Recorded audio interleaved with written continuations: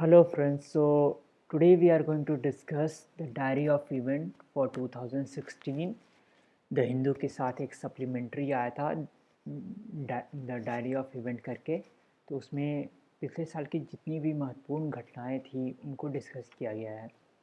तो पिछले साल की घटनाएं क्यों इम्पॉर्टेंट है यूपीएससी के लिए, क्योंकि यूपीएससी का जो पैटर्न है, जिस तरीके का क्वेश्चन आता है, वो क्वेश्चन जो है आइसोलेशन में नहीं आता है।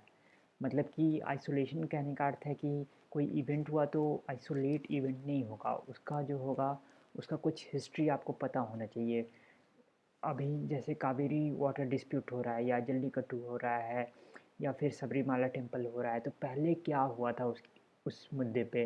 पहले भी सुप्रीम कोर्ट ने कुछ बोला था सबरीमाला के इशू के ऊपर, और अब क्या बोल रहा है। तो अगर आपको वो बात पता होगी तो एक हॉलिस्टिक व्यू आप बना पाएंगे। तो इसलिए एक बात है कि this is one of the point कि ये इम्पॉर्टेंट हो जाता है पढ़ना जानना पिछले साल का इवेंट। और दूसरा है कि कम से कम जुलाई के बाद का इवेंट या फिर अगस्त से बाद का इवेंट, यानी कि जब प्रीलिम्स हुआ था लास्ट ईयर, तो उसके बाद का आपको सारा इवेंट पता होना चाहिए। तो पिछले साल उसके बाद का इवेंट पे ज़्यादा ध्यान देने की ज़रूरत है आपको। तो बहुत सारे इवेंट पहले भी हुए थे, जैसे MTCR ज्वाइन किया था इंडिया, तो वो बहुत ज़्यादा इम्पॉर्टेंट है। इस बार क्वेश्चन नहीं आए तो अगली बार आ सकते हैं, तो इसीलिए इम्पॉर्टेंट है, तो हम देखेंगे। तो मैं क्या करूँगा, अभी स्क्रीन को दो भाग में डिवाइड करूँगा। एक तरफ जो होगा, जो इवेंट होगा, वो मैं हाईलाइट कर दूँगा, और दूसरी तरफ मैं डिस्कस करूँगा। ठीक है, तो चलिए करते हैं स्टार्ट। आपको दिख रहा है ये? ओके, सो यहाँ पे क्या है, यहाँ पे आपका द हिंदू का, मैं आज जो है, आज के दिन जो है, जनवरी से लेके और जनवरी टू आपको क्या कहते हैं जुलाई तक डिस्कस करूँगा। उसके बाद फिर कभी जो है हम अगले वीडियो में जो है उसके बाद का इवेंट देखेंगे। तो मेरे ख्याल से अब जो है आपको विजिबल हो गया होगा, ये दिख रहा होगा। ठीक है, तो अब हम शुरू करते हैं जनवरी का। पहले हाँ, तो जनवरी का जो सबसे पहला इवेंट है, आप देख रहे हैं यहाँ पे 6 जनवरी 2 को। ये क्या इवेंट बात करता है, ये बात करता है पठानकोट अटैक की। पठानकोट में अटैक हुआ था, तो ये क्यों इम्पोर्टेंट है, हमें क्यों याद रखना चाहिए, ऐसा क्या है इसमें। तो ये इसलिए इम्पोर्टेंट है क्योंकि इसका जो आगे कॉन्सिक्वेंस होगा वो पूरे एक साल में बहुत ही बुरा होने वाला है। हमारा जो रिलेशन था पाकिस्तान के साथ, वो एक अच्छा रिलेशन बन रहा था। नरेंद्र मोदी जो हैं वो गए थे विश करने दिसंबर में नवाज़ शरीफ जी को, लेकिन उसके बाद क्या हो जाता है, ये अटैक होता है और उसके बाद उरी अटैक हो जाता है और सिचुएशन जो है गर्म हो जाता है। तब से आपको पता है कि टेंशन्स बढ़ी हैं। तो जस्ट रिमेंबर कि ये कब हुआ था, जनवरी स्टार्टिंग ऑफ द ईयर हुआ था। और आप ऐसे इसको जोड़ सकते हैं या लिख भी सकते हैं कि जब हमारे प्राइम मिनिस्टर जाते हैं उसके एक हफ्ते के अंदर ही अटैक हो जाता है, तो ये बहुत ही एक बुरा सिग्नल है। तो जस्ट रिमेंबर दिस इवेंट, और इससे टेंशन इमर्ज हुआ था। और दूसरा क्या है कि ये इसमें इन्वॉल्व कौन था, इसमें इन्वॉल्व था मसूद अजहर। आपको पता होगा, अगर आपने मेरी वीडियोस देखी हैं पहले, तो मसूद अजहर जो है, या द हिंदू आप पढ़ते हैं तो मसूद अजहर जो है, इसको इंडिया चाहता है कि टेररिस्ट घोषित करे यूएनएससी, इसलिए ये इम्पॉर्टेंट है। उसके बाद यहाँ जाइए, यहाँ देखिए, ये जल्लीकट्टू के ऊपर 11 जनवरी का एक इम्पॉर्टेंट न्यूज़ है। तो क्या न्यूज़ बोलता है, न्यूज़ बोलता है the supreme court stays a notification issued by centre allowing Jallikattu. तो सेंटर जो है वो वोट बैंक पॉलिटिक्स के कारण या किसी भी कारण से, पॉपुलिस्ट मेजर लेने के कारण जो है जल्लीकट्टू को अलाउ कर रही थी। क्यों अलाउ कर रही थी, क्योंकि ये एक कल्चरल स्पोर्ट्स है और इन लोगों का इमोशन जुड़ा हुआ है थोड़ा इससे। लेकिन ये जो है एनिमल क्रुएलिटी भी है, तो सुप्रीम कोर्ट ने इसे बैन किया था और अभी भी बैंड है। ठीक है, अभी जैसे पोंगल आज जो था वो वहाँ पे जल्लीकट्टू का आयोजन हुआ था वो जगह पे। तो ये एनिमल क्रुएलिटी है, और एनिमल राइट और एनिमल वेलफेयर बोर्ड करके है, उसके बारे में अगर पढ़ सकते हैं पढ़ लीजिएगा। अच्छा, एक और इससे मिलता-जुलता जो है वो किला रायपुर स्पोर्ट्स फेस्टिवल होता है, जिसको विलेज ओलंपिक बोलते हैं। विलेज ओलंपिक बोलते हैं इसको, और पंजाब में ये होता है। तो इसमें भी जो स्पोर्ट्स होते हैं उसमें जो है कैटल को दोहराया जाता है। तो इस पे भी बहुत सारी आवाज़ें उठती हैं, लेकिन ये उतना मतलब लाइमलाइट में नहीं आया है। ठीक है। उसके बाद देखिए, जनवरी 16 को स्टार्टअप और स्टैंड अप इंडिया की बात होती है। तो ये बहुत ज़्यादा कंफ्यूजिंग होता है। लोग जो है स्टार्टअप इंडिया और स्टैंड अप इंडिया में कंफ्यूज करते हैं, तो कन्फ्यूज़न को आज दूर करते हैं। ठीक है। स्टार्टअप इंडिया किन के लिए है? ये कोई अगर इंटरप्राइज़ खोलना चाहता है और नया जैसे स्टार्टअप खोलना चाहता है, उनके लिए है। इसमें बहुत सारे कंसेशन दिए गए हैं उनको, जैसे सीड फंडिंग वगैरह में, या फिर टैक्स कम किया गया है। तो ये टैक्स जो रिलीफ है वो पहले 3 साल तक दिया जाएगा, और भी बहुत बेनिफिट है। तो इसको डिटेल में आप पढ़ लीजिए, यहाँ मैंने डिफरेंस बताने के लिए ऐसा लिखा है। ठीक है। दूसरा क्या है? स्टैंड अप इंडिया, ये स्पेशली किन के लिए है? विमेन के लिए है, और SC ST कम्युनिटी जो वहाँ के लोग होते हैं उनके लिए है। और इसमें लोन दिया जाता है 10 लाख से लेके 1 करोड़ तक का। ठीक है। तो ये बेसिकली डिफरेंस है। स्टैंड अप है विमेन और SC ST, और स्टार्टअप है सबके लिए अगर आप इंटरप्राइज खोलते हैं तो। उसके बाद देखिए, यहाँ 20 जनवरी को इसरो का एक न्यूज़ आया है कि IRNSS जो है इसने लॉन्च किया है। तो ये 7 सैटेलाइट का एक कॉन्स्टेलेशन है। तो इसमें कुछ सैटेलाइट जो है वो जियो सिंक्रोनस है, सिंक्रोनस ऑर्बिट में है, और कुछ जो है जियो स्टेशनरी ऑर्बिट में है। तो मैं सारा कुछ नहीं बताऊंगा, नहीं तो आप खुद से नहीं पढ़ेंगे। तो आप ये पता कीजिए कि जियो सिंक्रोनस कितने हैं 7 में से, और जियो स्टेशनरी कितने हैं 7 में से। ठीक है। और ये दोनों होता क्या है ये भी पता कीजिए। उसके बाद एक ग्रीन वाला यहाँ दिख रहा होगा आपको, ये है India and France sign MOU to purchase Rafale fighter jet. तो ये राफेल फाइटर जेट आपको पता होगा बहुत ही कॉस्टली ये डील है, और हमने जितना सोचा था कि ख़रीदेंगे उससे बहुत कम ख़रीदा। तो ये भी आप पढ़ लीजिएगा। देखिए, मैं यहाँ डिटेल में कुछ कवर नहीं करूँगा, बस थोड़ी थोड़ी बातें बताऊँगा। तो जनवरी का यही जो है ना मेन मेन न्यूज़ है। अब आते हैं फेबररी पे।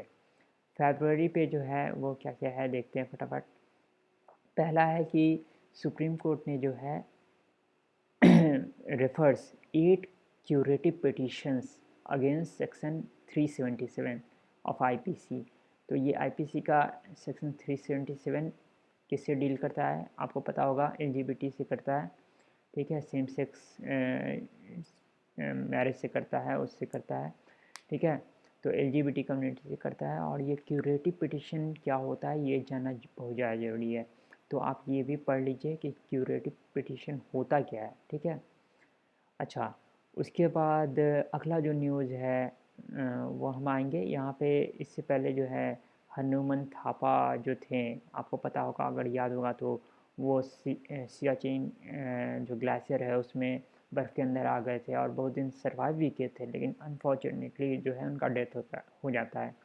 तो ये न्यूज़ में था सियाचिन ग्लेशियर की, हमें वहाँ लोगों को रखना चाहिए, सैनिकों को नहीं रखना चाहिए। तो इसका मैप जो है आप स्टडी कर लीजिए, तो उससे आपको हो सकता है कि क्वेश्चन शायद आ जाए। ठीक है। उसके बाद एक और न्यूज़ जो था वो कन्हैया कुमार के ऊपर था। आपको शायद ये एपिसोड तो सबको पता होगा। तो ये एपिसोड ज़्यादा नहीं जानना है कि किसने क्या किया था, किसने क्या नहीं किया था। बस ये काम की चीज़ है कि what is the difference between Indian and European nationalism. ये क्वेश्चन मैंने खुद बनाया है, आप सोचिए इस पर। देखिए, यूरोप जो है वहाँ पे बहुत सारी भाषाएं बोली जाती हैं, और वहाँ जितनी भाषाएं हैं उतनी देश हैं। जबकि भारत जो है उससे ज़्यादा भाषा बोली जाती है और एक देश है। तो यूरोपियन नेशनलिज्म जो है वो डिवाइड करता है, और इंडियन नेशनलिज्म जो है वो यूनाइट करता है। तो यूरोपियन चश्मे से इंडियन नेशनलिज्म को नहीं देख सकते हैं। तो ये बेसिकली बात मैंने सोची है। तो आप इसके ऊपर पढ़ लीजिएगा थोड़ा। अच्छा, यहाँ देखिए, ये इम्पॉर्टेंट है, क्यों है बताता हूँ। के पृथिका याहिनी, के पृथिका याहिनी आप नाम याद कर सकते हैं। ये जो है फर्स्ट ट्रांसजेंडर है जो जिन्हें सब इंस्पेक्टर का रोल मिला है। ठीक है। तो अभी जो है रिसेंटली ट्रांसजेंडर पर्सन बिल अभी पास होने वाला है। ठीक है। ये एक्ट बनने वाला है। तो अगर आप कभी इसको मेंशन करेंगे तो उसमें ये एज एन एग्ज़ाम्पल मेंशन कर सकते हैं। और जब आप फैक्ट लिखते हैं एग्ज़ाम में तो वो बहुत ही अच्छा इंप्रेशन देता है। ठीक है, तो ये एक इम्पॉर्टेंट न्यूज़ था। उसके बाद है कि ये जाट एगिटेशन जो शुरू हो गया था, आपको पता होगा बहुत दंगा वंगा हुआ था। तो इसके पीछे रूट कॉज क्या है? रूट कॉज ये है कि हम उतनी जॉब क्रिएट नहीं कर पा रहे हैं कि लोग जो हैं अभी देखिए जैसे एक वेल ऑफ सोसाइटी के लोग जो होते हैं वो ज़्यादातर लोग प्राइवेट जॉब में चले जाते हैं, उनको सरकारी जॉब में मतलब अगर बोला जाए तब भी नहीं जाते। तो बहुत सारे लोग होते हैं ऐसे, सारे नहीं होते हैं। तो वो जो होते हैं उनको जॉब आराम से एक्सेसिबल है, तो वो आराम से एक्सेस कर पाते हैं, इसलिए वो रिज़र्वेशन का डिमांड नहीं करते हैं।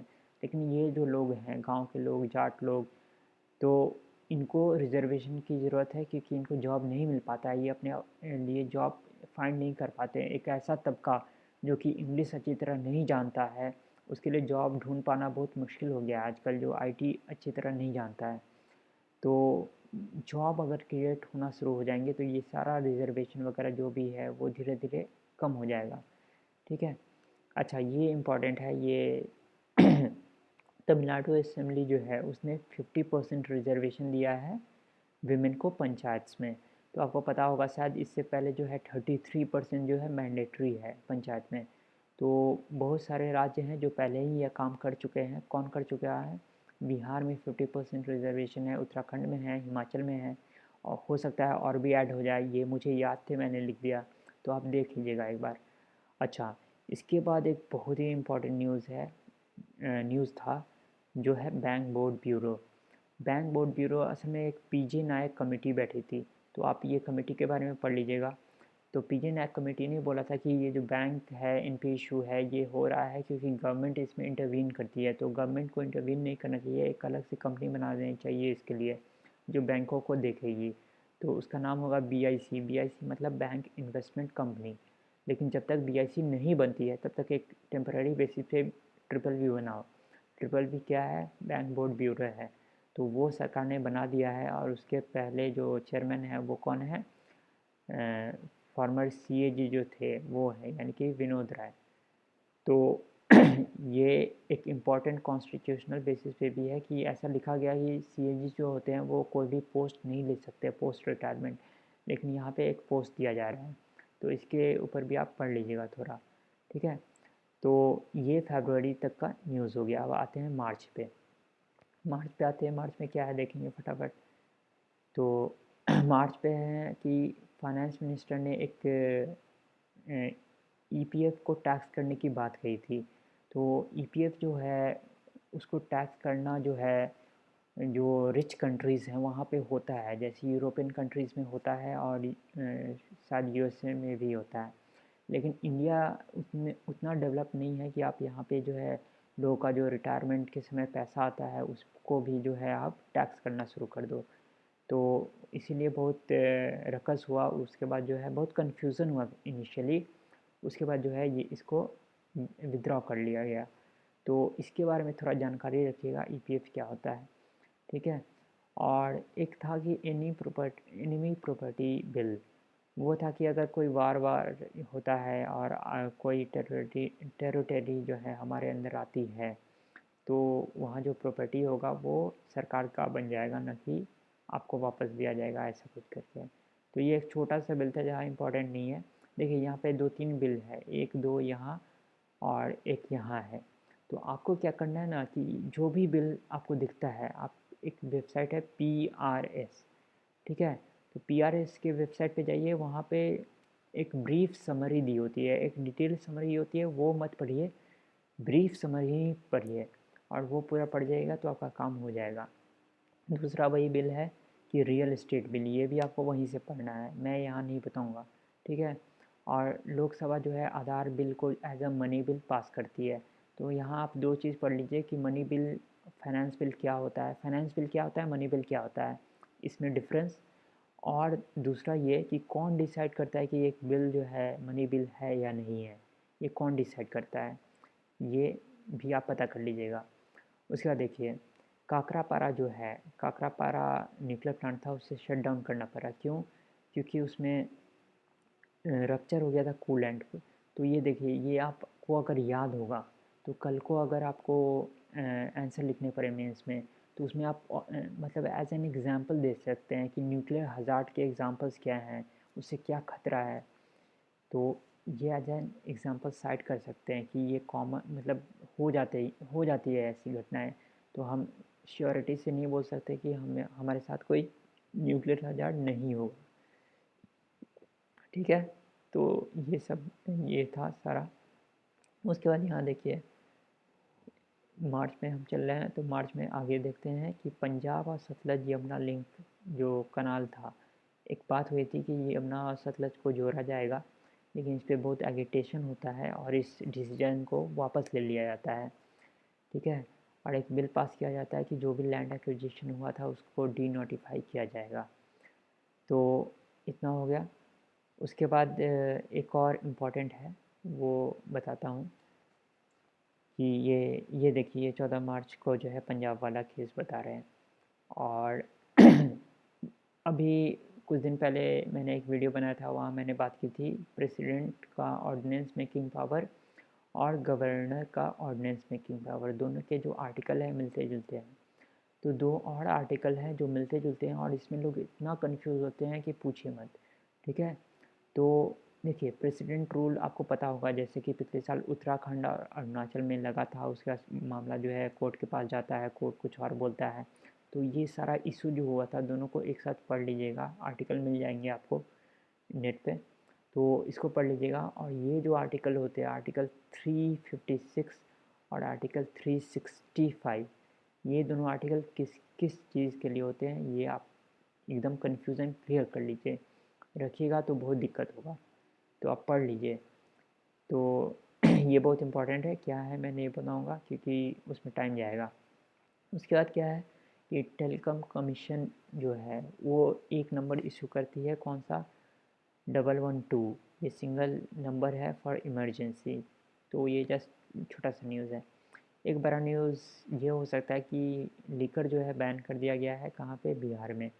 तो ये डीपीएसपी के अंदर आता है, और भी बहुत सारे स्टेट है जैसे गुजरात है, जैसे केरला है, वहाँ पे लीकर को बैन किया हुआ है पहले से। ठीक है, तो लीकर को बैन किया गया है, तो ये एक इम्पॉर्टेंट है। तो बस इतना ही है आपको मार्च में। अब अप्रैल में चलते हैं।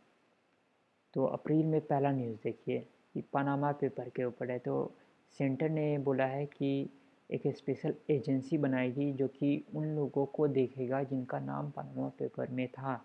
जैसे आपको याद होगा कि अमिताभ बच्चन का और ऐश्वर्या राय का नाम इसमें था।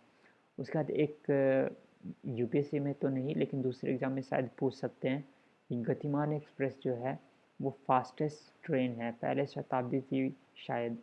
तो अभी गतिमान एक्सप्रेस जो है सबसे तेज़ दौड़ने वाली ट्रेन है इंडिया की। उसके बाद देखिए, स्टैंड अप इंडिया, 5 अप्रैल को जो है हमारे प्रधानमंत्री स्टैंड अप इंडिया लॉन्च करते हैं। और ये क्या है स्टैंड अप इंडिया, विमेन और एसटीएससी के लिए है। ठीक है, तो अब चलिए यहाँ आते हैं। यहाँ देखिए, 8 अप्रैल, 8 अप्रैल को बोलते हैं कि शनि शिंगणापुर टेम्पल है महाराष्ट्र में, वहाँ 400 साल से जो है, मतलब वहाँ एक बैन लगा हुआ था कि विमेन को अलाउ नहीं करते थे गर्भगृह, यानी कि सैंक्टम सैंक्टोरम में जाने का और उनका पूजा करने का, शनि देव का। तो अभी वो बैन हट गया है और विमेन जा रही हैं। तो इसको आप कोरिलेट कर सकते हैं सबरीमाला टेम्पल से, और हाजी अली दरगाह में भी कुछ इस तरह का मुद्दा आया है, तो उससे कोरिलेट कीजिए। उसके बाद देखिए, कोल्लम में जो है पटाखा फूटता है बहुत ज़्यादा, मतलब फायरवर्क्स होते हैं, और वहाँ जो है बहुत सारे पटाखे रखे होते हैं, उसमें आग लग जाती है। और एक टेम्पल में जो कि पुत्तिंगल देवी टेम्पल था, वहाँ पे आग लगता है और 109 लोग मर जाते हैं।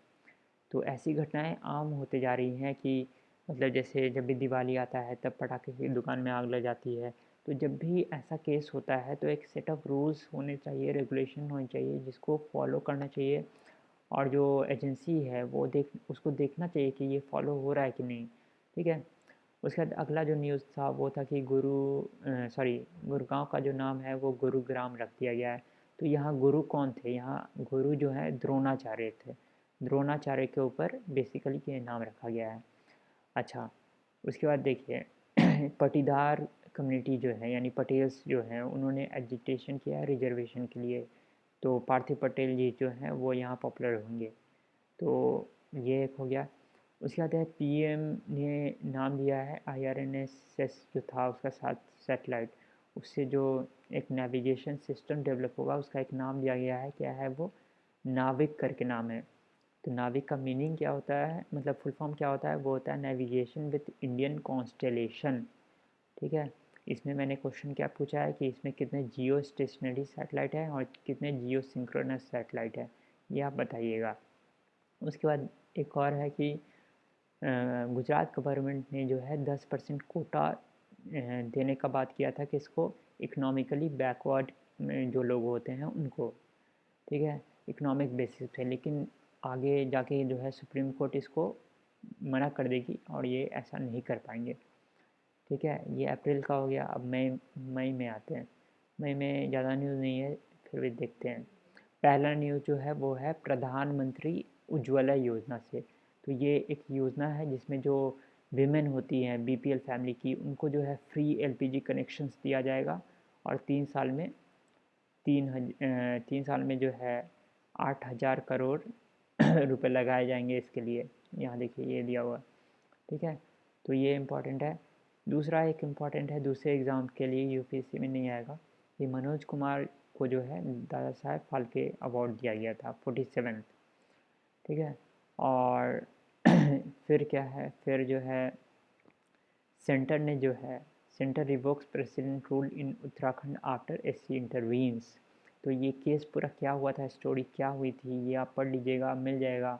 बहुत से अच्छे अच्छे आर्टिकल आते हैं, फर्स्ट पोस्ट होता है उस पर आर्टिकल मिल जाएंगे, वो उसके बाद मिंट होता है उस पर मिल जाएंगे, बहुत जगह मिल जाएंगे, आप सर्च कीजिएगा। ठीक है, और ये इम्पॉर्टेंट है कि ये मैंने डिस्कस भी किया था अपने एक वीडियो में। तो ये इम्पॉर्टेंट है, एससी अपहोल्ड्स लॉ क्रिमिनलाइजिंग डिफेमेशन। तो उसने जो है बताया था कि फंडामेंटल राइट के अंदर ही ये आता है कि डिफेमेशन, आप किसी पे इल्ज़ाम जो है गलत नहीं लगा सकते। लेकिन मैंने ये भी बताया था कि ये डिफेमेशन जो है कहीं कहीं पे सिविल क्राइम है, कहीं कहीं पे क्रिमिनल है। तो हमारे यहाँ क्रिमिनल है। ठीक है, तो एससी ने अपहोल्ड किया था, जो कि एक अच्छा मूव नहीं माना जाएगा, लेकिन खैर एससी को हम क्रिटिसाइज़ नहीं कर सकते हैं।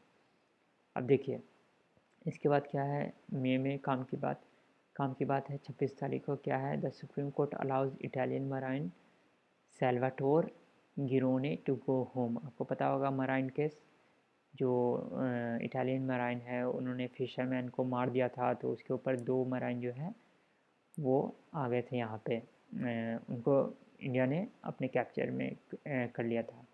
तो इसका अगर आपको बैकग्राउंड नहीं पता है तो बैकग्राउंड थोड़ा पता कर लीजिए। और इंडिया ये सब क्यों कर रहा था उस समय, इसलिए कर रहा था क्योंकि इंडिया बेसिकली चाहता था कि एनएसजी में उसको जो है मेंबर मिल जाए, मतलब उसका मेंबर बन जाए। तो इसके लिए सारा एफ़र्ट डाल रहा था, तो उसमें एक एफ़र्ट ये था, तो इसलिए भी था। तो बस इतना ही है। उसके बाद जून में चलते हैं, तो जून में देखते हैं क्या क्या न्यूज़ है। जून में इधर काम का कुछ नहीं है, यहाँ देखते हैं। यहाँ है पहला, हाँ, पहला जो है कि जनवरी में 2016 में एक एक्ट आया था जिसको बोलते हैं जुवेनाइल जस्टिस एक्ट। तो ये जुवेनाइल जस्टिस एक्ट जो है वो पहली बार इम्प्लीमेंट कब होता है, यहाँ होता है।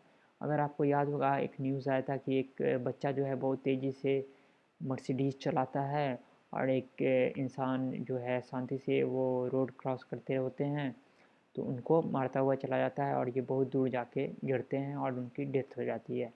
तो ये जो Mercedes killing of business consultant था, ये पहला केस था जब जो है न्यू जुवेनाइल लॉ लगा। तो इस तरह आप याद कर सकते हैं, दोनों को कोरिलेट कर सकते हैं। ठीक है, तो उसके बाद क्या है, एक बहुत ही अच्छा मतलब इंडिया का मतलब पॉलिसी था जिस पे वर्क होना शायद अब शुरू होगा, वो है न्यू सिविल एविएशन पॉलिसी। वो क्या थी आप अच्छे से पढ़ लीजिएगा, ये इम्पॉर्टेंट है। उसके अंदर क्या क्या रिफॉर्म्स टाइप के लिए गए हैं वो भी पढ़ लीजिएगा। एक 520 रूल था, वो क्या था वो ध्यान से पढ़िएगा। ठीक है, उसके बाद देखिए जो एफडीआई है तो उसको रेडिकल लिबरलाइजेशन ऑफ एफडीआई हुआ, मतलब अंडर मोदी जी। तो क्या रेडिकल लिबरलाइजेशन हुआ कि बहुत सारे सेक्टर में जो है एफडीआई के जो कैप थे वो बढ़ा दिए गए एकदम से। तो 100% कर दिया गया डिफेंस में, सिविल एविएशन में, फार्मास्यूटिकल में। ठीक है। तो दो तरह का रूट होता है, एक होता है गवर्नमेंट रूट और एक होता है ऑटोमेटिक रूट। जनरली 100% जो होता है वो ऑटोमेटिक रूट के थ्रू ही होता है। इसमें क्या होता है, आपको परमिशन लेने की ज़रूरत नहीं होती है गवर्नमेंट या आरबीआई से। लेकिन जहाँ पे 100% से कम होता है वहाँ पे गवर्नमेंट रूट फॉलो करना पड़ता है, वहाँ परमिशन लेना पड़ता है। किससे? वहाँ परमिशन लेना पड़ता है एफआईपीबी से या आरबीआई से। मतलब कहीं कहीं पे आरबीआई से भी लेना पड़ता है, एफआईपीबी से भी लेना पड़ता है। तो ये दोनों देखते हैं। एफआईपीबी क्या होता है? ये होता है फॉरेन इन्वेस्टमेंट प्रमोशन बोर्ड। तो ये देखता है कि आपका मतलब कितना हो रहा है, क्या हो रहा है। तो ये इम्पॉर्टेंट है। उसके बाद यहाँ पे भी एक कीर्तिमान इसरो का है। क्या है कि इसरोज़ PSLV-C34 रॉकेट, इसने एक साथ 20 सैटेलाइट को लॉन्च किया था। अगर आपको याद होगा, बहुत अच्छा न्यूज़ बना था ये। तो ये आपको याद रखना चाहिए कि PSLV जो है C34, इसने किया था ये काम। उसके बाद ये 34 है तो ये भी 34 आ गया कि India joins 34 member M T C R मतलब मिसाइल टेक्नोलॉजी कंट्रोल रीजन। देखिए, तो ज्वाइन तो इसने कर दिया, तो फ़ायदा क्या हुआ ज्वाइन करने का? तो ये आपको पता करना है, अगर नहीं पता है तो। थोड़ा सा मैं बताता हूँ कि जैसे इंडिया ने बहुत सारे मिसाइल खरीदे थे रशिया से। तो उसका रेंज जो है 300 किलोमीटर ही था उस समय, जब इसने एम साइन नहीं किया था। लेकिन एम साइन करने के बाद जो है उसका रेंज बढ़ के दुगुना हो गया है। तो ये वन ऑफ द बेनिफिट है। अच्छा, एक लास्ट न्यूज़ है यहाँ पे। लास्ट न्यूज़ यही है, मतलब जून का, कि जो गे पीपल होते हैं, लेस्बियंस होती हैं और बाइसेक्सुअल्स होते हैं, वो कोई थर्ड जेंडर नहीं है। ये सुप्रीम कोर्ट ने रूल मतलब किया था। तो एलजीबीटी पे जो भी आता है रूल, देखते रहिए कि उस पर क्वेश्चंस आ सकते हैं। ठीक है। तो इतना है आज के लिए। उसके बाद जो हम अगली बार मिलेंगे तब हम बाकी के मतलब जो न्यूज़ है जुलाई टू लेके दिसंबर तक देखेंगे। ठीक है। तो thank you, thanks for watching.